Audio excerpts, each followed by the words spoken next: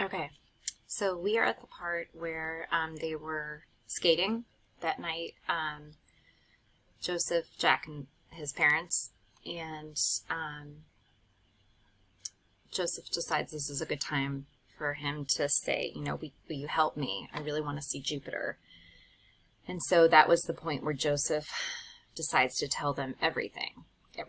So we're at chapter 4. This is what he told us. Madeline Joyce was 13 years old when she met Joseph Brooke. She lived in a house that had pillars in the front and a wing on each side and statues on the lawn. Her mother and her father were both lawyers, so she spent a lot of time by herself in that big house when she wasn't away at her prep school. Sometimes she had a nanny who lived in the north guest house, sometimes not. The nanny was there the hot summer morning. The plumber came to change the shower heads and faucets in the upstairs bathrooms, all 5 of the upstairs bathrooms. He brought his son to carry the tools. His son's name was Joseph. He was 13 years old, too. 2 days later, Joseph knocked on Madeline's door. He had walked 7 miles to get there. They spent the day together. They watched a few movies. She showed him how to play tennis on a clay court. They walked through paths cut into the back acreage. And just before he left, he jumped into the pool with his clothes on, all of his clothes on. It would keep him cool on the way back home, he said, and she laughed. That summer, Joseph came every day except the weekends when Madeline's parents were home. They watched movies, they played tennis on clay courts, they walked long walks through the back acreage, and they swam in the pool. She laughed, and sometimes he laughed, too.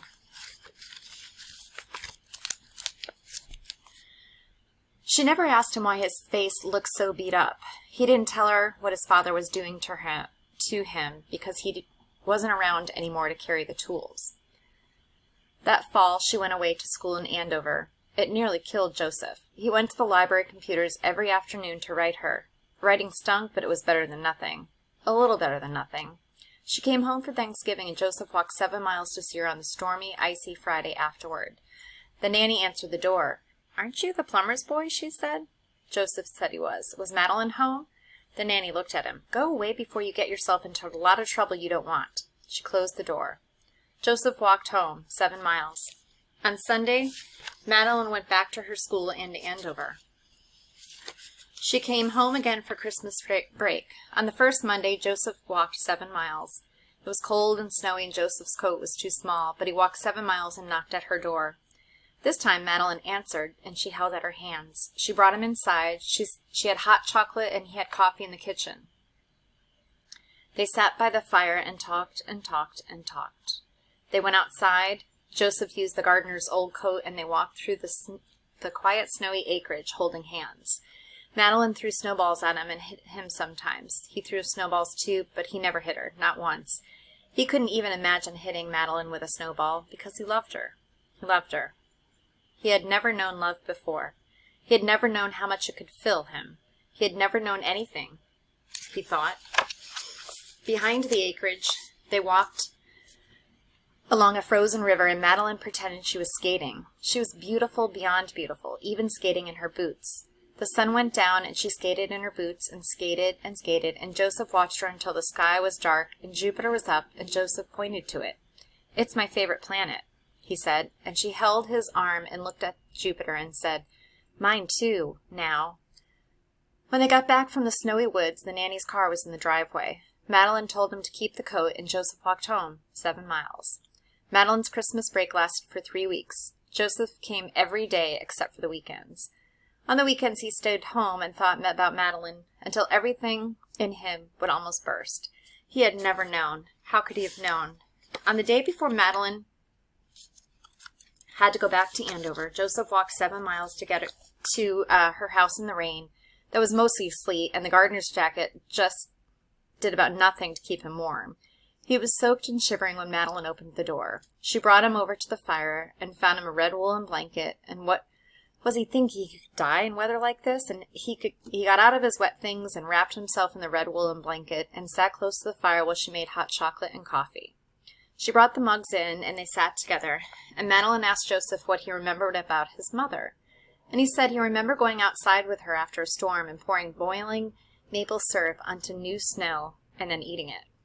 That afternoon, while Joseph's things were drying, they boiled maple syrup, and Joseph put on the gardener's boots, and they took the pan outside.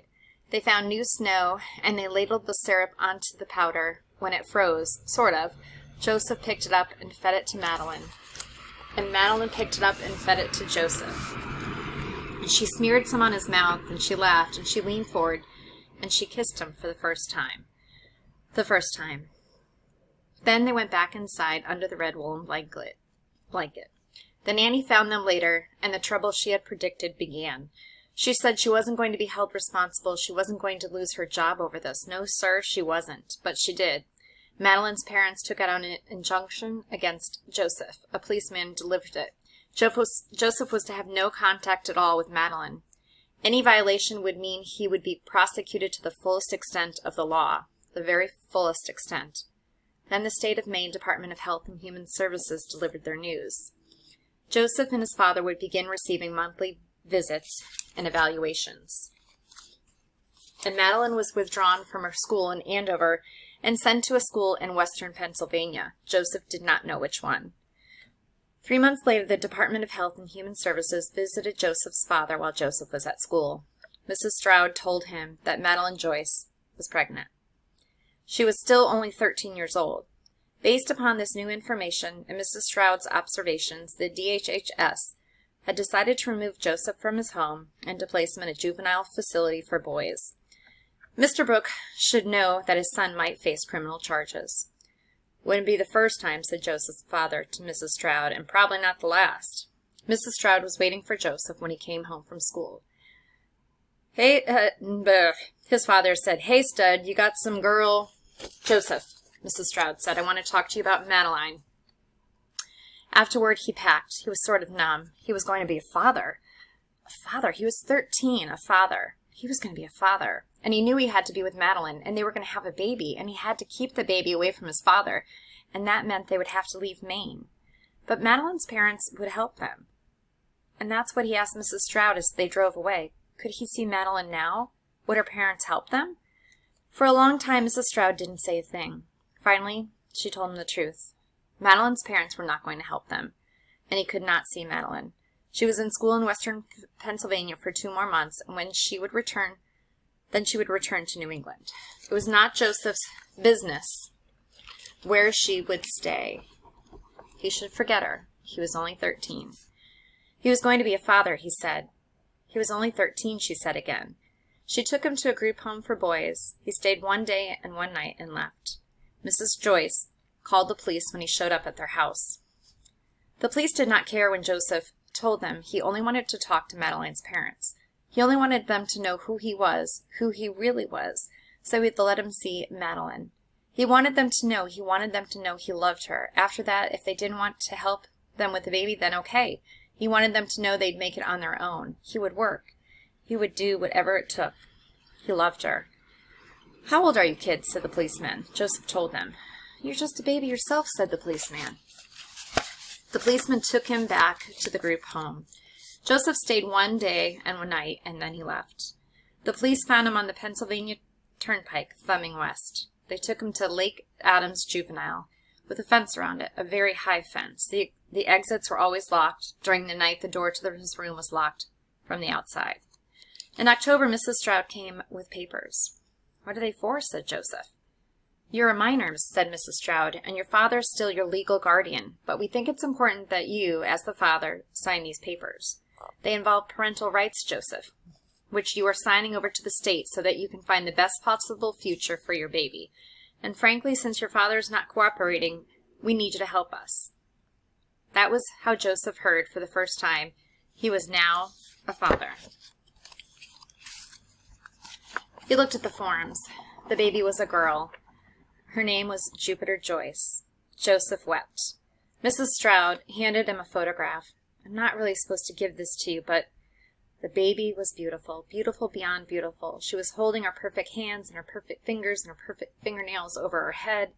Her tiny mouth was wide with a yawn, and her eyes were open, and she was looking at him, right at him. And she was warm in a light green blanket and a light green cap, and she glowed with light like the brightest planet in the darkest sky." "Joseph," said Mrs. Stroud, "you need to sign these papers." No, he said. Joseph, Jupiter has to be put up for adoption. I promise you she'll go to a good family who will love her and take care of her. I love her. I'll take care of her. He put the picture in his pocket. Joseph, you're barely 14. You can't take care of her. If you want what's best for Jupiter, We're what's best for Jupiter, said Joseph. Maddie and me. Mrs. Stroud put her hand against Joseph's face. He did not move. Joseph, I didn't want to tell you this. I thought it would be too much. Maybe it will be too much. But you have to sign these papers. If you don't, Madeline's parents will prosecute you. Joseph looked at her. But there were complications, Joseph. Madeline... Don't say anything, Joseph said quickly. Don't say anything. Don't say anything. Don't say anything. Don't. Joseph, please. That was how Joseph heard for the first time that he would never see Madeline again. Never touch her again. Never talk to her again. Never walk through the woods with her again. That was how Joseph heard for the first time that Madeline, whom he loved, was gone. Madeline would want this, said Mrs. Stroud. Quickly he signed the papers and ran back toward his room. He stopped in the boys' bathroom. He didn't know what was coming over him, but it was huge and terrible and strong. It was inside him and outside him, and he was already starting to scream, and it was getting louder, and his head was getting louder, and his brain was getting louder. And he threw water in his face, but he couldn't stop. He couldn't stop it. He couldn't stop it. He couldn't stop. When Manny Toole came in, he said Joseph looked like he needed something bad, and he could have these if he wanted them, and held out his hand, and there were 2 yellow pills. Joseph took them both and splashed water into his mouth, and the whole world exploded. And he staggered into one of the stalls, shattered there until one of the teachers found him.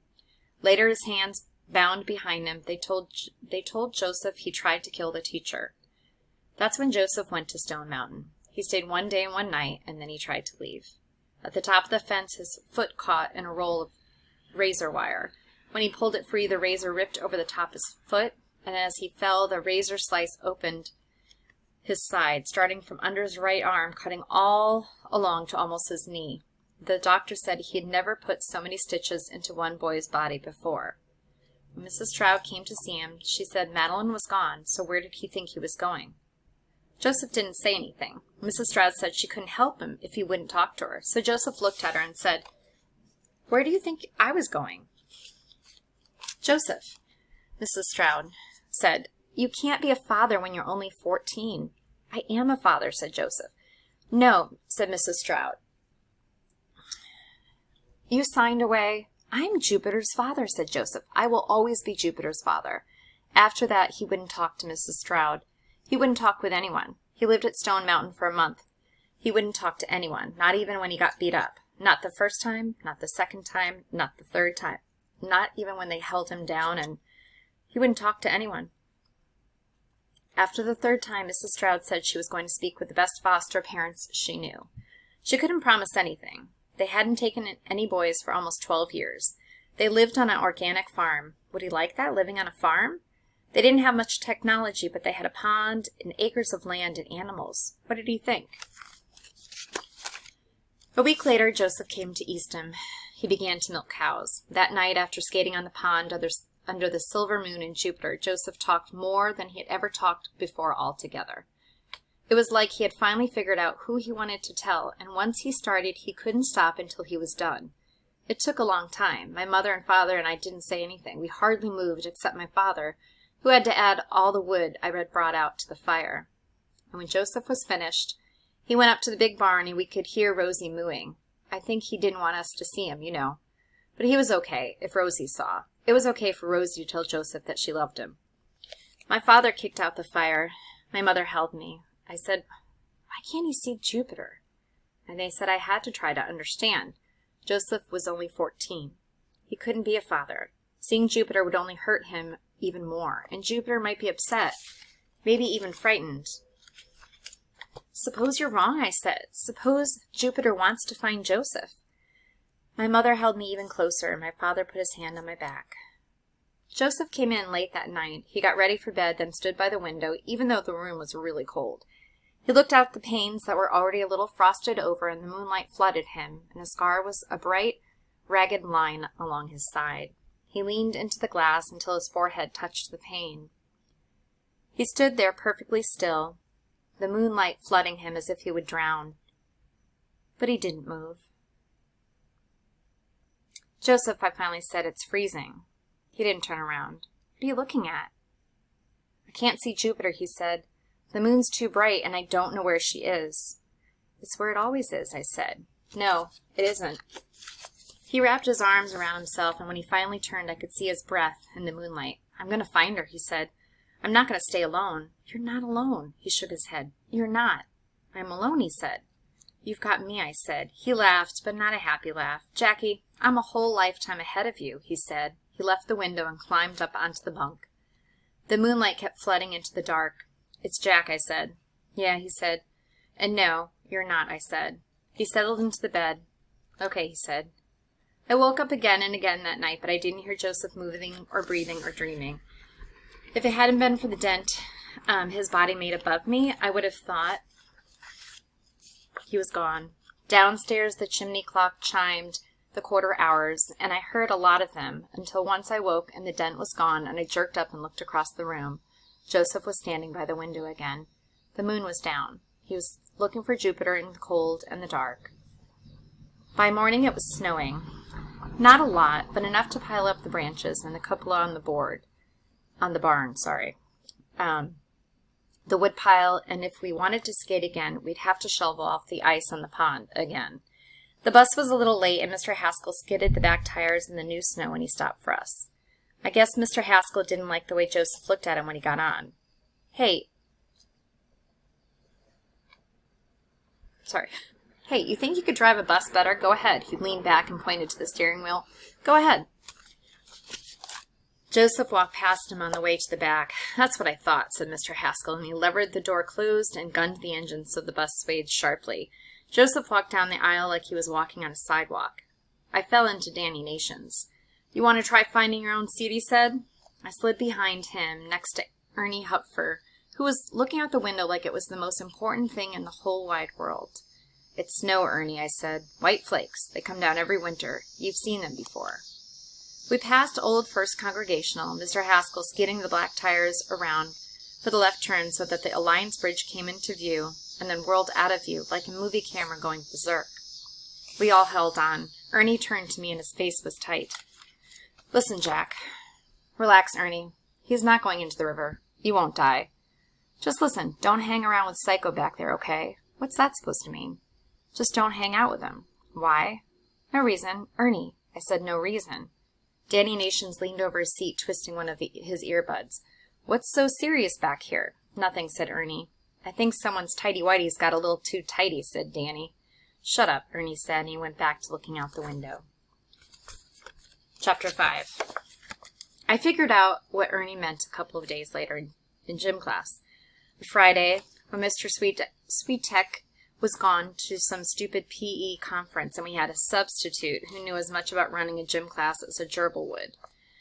I knew when Ernie told me we had to roll up the mats at the end of the class, and I went to do it with him, and Coach Substitute hollered, "Hey, thanks for doing that without my asking," and I looked at Ernie, and then I looked around the gym, and some of the other eighth graders were still shooting baskets, but Joseph had already gone into the locker room.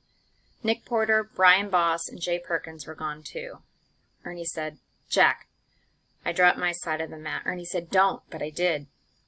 The way into the 8th grade side of the locker room was blocked by stupid 8th graders standing like cows at a gate that can't get through. I ran down the center aisle to the other end of the locker room. Someone was slamming against the lockers, slamming again, and I heard Joseph yell something, and someone else yelling something, and then I got to the end of the aisle and turned in to the 8th grade side. Jay Perkins was on the floor, bent over, holding his nose because all of the blood was coming out of it.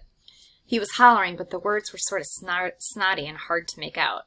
Past him, Brian Boss and Nick Porter were both holding Joseph and slamming him again and again against the lockers. I'd figured they'd worn their cups. Beyond them, a stupid 8th grader stood watching as Joseph got slammed again and again. Joseph didn't have much of a shirt left on him. You can imagine the welts the lockers were leaving on his back. Some blood, too, but that might have been from Jay Perkins. The look on his face? What do you think? Until he saw me, he couldn't say anything because Nick Porter suddenly had his hand across Joseph's jaw and was strangling him, shoving him back into the lockers. But even so, when Joseph saw me, he shook his head. He wanted me out of there. Then Jay Perkins stood up. Someone called out, "Jay, enough." But I don't think Jay Perkins even heard him. And if he did, he wasn't thinking it was enough. He stood in front of Joseph. He was still hollering, but he was snarling too. He pulled his arm back. Nick Porter took his hand away from Joseph's face, and Joseph closed his eyes. Everything stopped. The stupid herd of 8th graders. Nick Porter and Brian Boss, Joseph, Jay Perkins with blood on his fist. Everything stopped, and I thought I heard some of the words Joseph cried in his dreams, the words I didn't even know. I think they were coming from me. I pushed off from the lockers, took 3 quick steps, and slammed into Jay Perkins' back. His face plowed into the wire mesh of the lockers, and he fell to his knees again. Then the words were coming out of Jay Perkins, and he didn't just say them. He screeched them, loud enough to be heard in a whole different wing at East End Middle School. And while he said what he was saying, Brian Boss turned to look at me, and Joseph brought his right knee up as hard as he could. It turned out Brian Boss wasn't wearing a cup after all. He threw up all over Jay Perkins, and then he screeched too. And, his right arm free now, Joseph smashed his own fist into Nick Porter's face. Again and again and again. He was crying, like at night. He only stopped when the stupid herd of 8th graders scattered, and Coach Substitute ran in to find out what all the screeching was about. It would have to be Mr. Canton. I sat in his office, still in gym stuff with some blood on me. Definitely not mine. 2 offices down, Joseph and Brian Boss and Nick Porter and Jay Perkins were in the Principal Tuckman's office. You could tell that Jay Perkins was there by the smell, since he had Brian Boss's throw-up all over him. But I was in Mr. Canton's office, and Mr. Canton was standing behind his desk, probably so he wouldn't scuff up his shoes. His arms were crossed. "So you want to tell me what a 6th grader was doing in the 8th grade side of the locker room in an 8th grade fight?" he said. "Winning," I said. "Don't be smart, Jackson. We've talked about what happens when you're around Joseph Brooke." "It was 3 guys on 1. 3 against 1. What was I supposed to do?" "For starters, get a teacher." I looked at him. "Would you have left a guy being beat up to go find a teacher?" Mr. Canton looked at me and then sat down. "This is what I meant, Jackson." "Jack." Mr. Canton nodded. "This wasn't your fight. This wasn't about you. But look what happened. You might get suspended for fighting. All because you were hanging around Joseph Brooke. I'm telling you, I know his type. Trouble follows him like a yellow dog." "I've seen what happens to yellow dogs," I said. "It was 3 against 1. Mr. Canton sighed. "Yeah, it was. I'm not saying you didn't think it was the right thing to do. I'm not saying it was, and I'm not saying it wasn't. The point is, you're a different kid around Joseph Brooke, and not a better kid. You need to be careful around him. Maybe put some distance between you two." "I did think it was the right thing," I said. "And you still didn't answer my question. Would you have left a guy being beat up to go find a teacher?" Mr. Canton sighed again. "Go get clean," he said. "Bell rings in 10 minutes. I did. Meanwhile, Mr. Canton called my parents. That's where I'm going to end. Dun, dun, dun.